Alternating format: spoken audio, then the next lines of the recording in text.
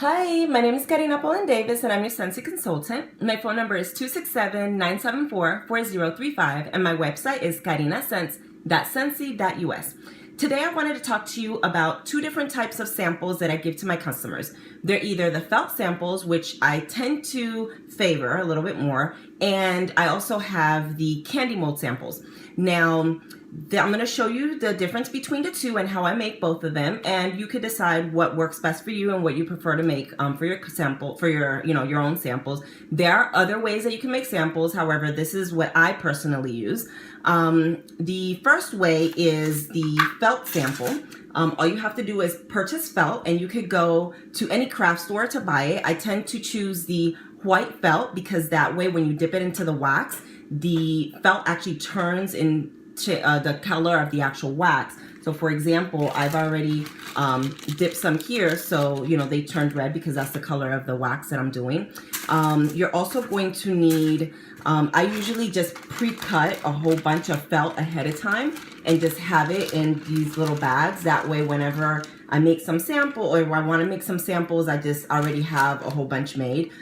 This is the tools that I use. I have a cutting board and a ruler that I use specifically to cut my felt. You could also go on Etsy. There are a lot of individuals that make cute little felt in different shapes that you can use. However, just for purposes of just getting samples done quickly, I just cut little strips and do little rectangles myself. So you're going to need something to put the felt on as it dries. It doesn't take that long to dry. However, you're going to want something that will not seep onto your surfaces. So I just use the cardboard boxes from my Scentsy orders that I get, and I put foil on it. You could use wax paper as well. However, I like the foil because it just stays on. I just wrap it on the cardboard and it stays put, and I just keep reusing it, and if I get wax on it, I just throw it out. And what I like, the reason I like the felt is because for mailing purposes, when I do my mail outs, I can mail out a lot of felt and it does not necessarily increase my shipping costs as much as my candy mold samples would. So in this warmer here, I have the melon and apple granita fragrance, and I tend to get, for every cube of wax, I tend to get about 13 samples out of that, which is really good for cost effectiveness. As a consultant, when you're making so many samples, it is a cost-effective way of making them. So what I usually do is I'll just dump, as I go, I separate them because sometimes some of the, I guess the material gets stuck together. So I make sure that I put them in there individually, and I actually put 2 cubes in here, just so I could go a little faster. And I just put it in there and let the wax absorb, or let the felt absorb the wax. And once it's absorbed, I take my tweezers and I pull, let it drip a little bit onto the warmer dish, and I put it right onto my cardboard sheet here. And I just keep doing that until I take them all out. Now this is very quick, easy. I can multitask. Anytime I throw in a new fragrance in my warmer, I could throw in a few little pieces of felt, and I have, like I said, I could get about 13 samples for each cube that I make. And it also depends on the size of the felt. You can make them bigger, you can make them smaller. Mine tend to stay about this size. And again, this is what it will look like as it hardens. And once it's hardened, what I do is I will put them in, I'll put all of the fragrances, I'll keep the same fragrances together.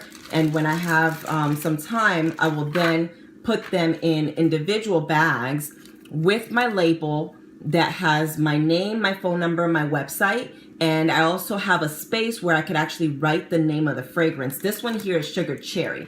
So that's what I have here. And I will then attach this to the catalogs. And the good thing about the felt is that I actually like having catalog parties, because I will put about 10 different samples within the catalog.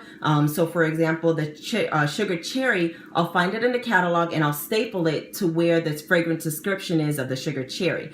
And even though I might have about 10 fragrances in that catalog, it's not going to be really bulky because they are so flat.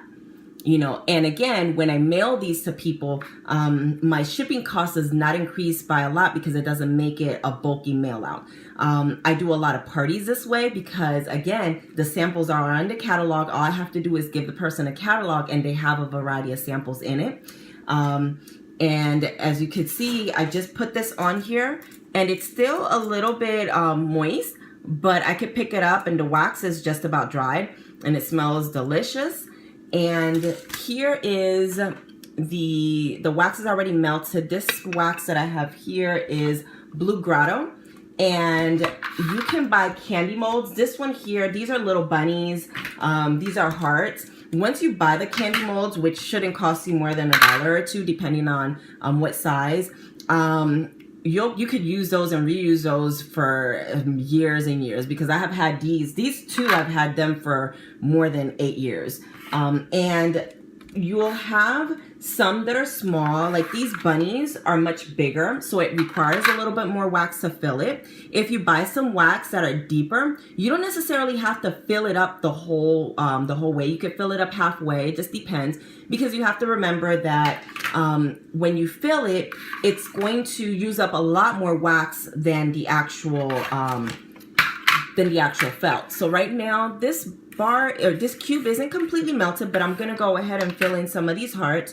So I just you know, pour it into this warmer, this warmer dish, pour it right into the molds.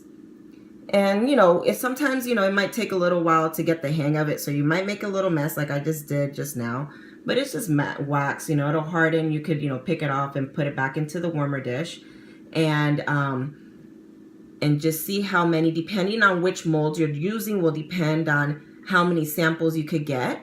And then what you do is, once you have that done, you just let it harden. So right now, it's gonna take a couple of minutes for it to harden. And once it's hardened, you put it in the freezer. This one right here, let me see, I still have some wax there, but I have 1, 2, 3, 4, 5, 6 hearts.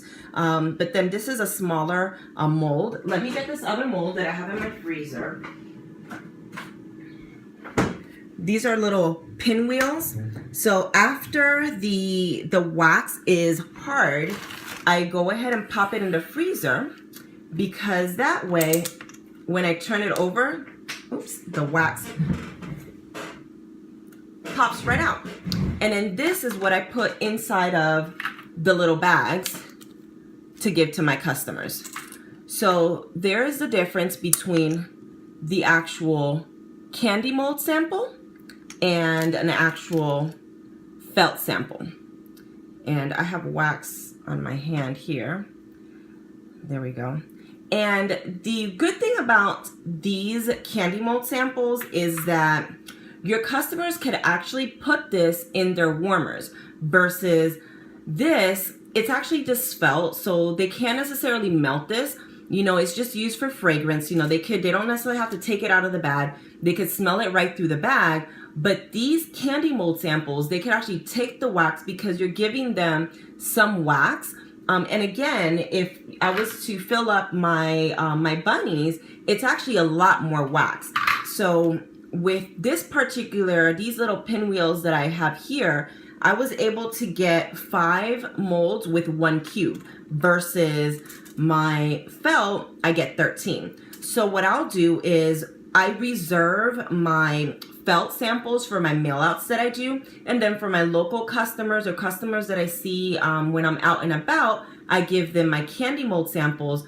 Or my special customers that are placing orders with me, whenever I hand them or deliver them their orders, I'll go ahead and give them the scent of the month this way. That way they could try it out, and if they like it, they could contact me and let me know that they want a bar of that particular fragrance.